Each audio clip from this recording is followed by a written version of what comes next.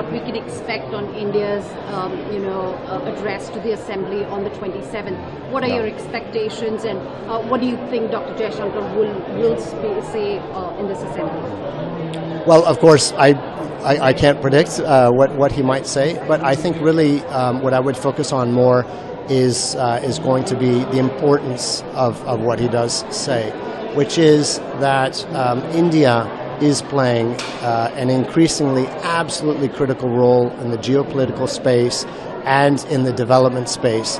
And I think that India, what we've seen, perhaps it was really, the G20 was in a way a bit of a coming out party like that India is uniquely positioned with bridges of trust and partnerships across all dimensions of divides, north, south, east, west, the G7 world actually, and the G20 world, and the G77, the developing the global south as well. India is a country that lands on the moon and also is developing new ways to lift hundreds of millions of people out of poverty, which are very, very relevant for developing countries of the global south. So I think the importance is that India is looking at how to solve the challenges especially for those developing countries impacted the most in energy security.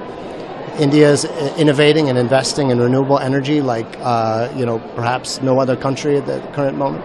In food security as well, in countering terrorism, for example. India and the UN have worked together very closely on counterterrorism measures. This Secretary General, Antonio Guterres, that was his first priority, was to enhance and strengthen, create the Office of Counterterrorism.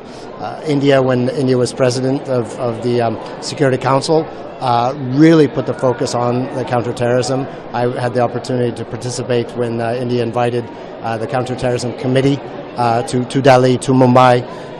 And India has been focusing on how to really upgrade counterterrorism approaches in terms of technologies and using AI applications and these sorts of things. So I think all of that probably we're going to hear, I would presume, Dr. Jaishankar's speech. But the main point is really cementing India's vitally important role, has been important for a long, long time,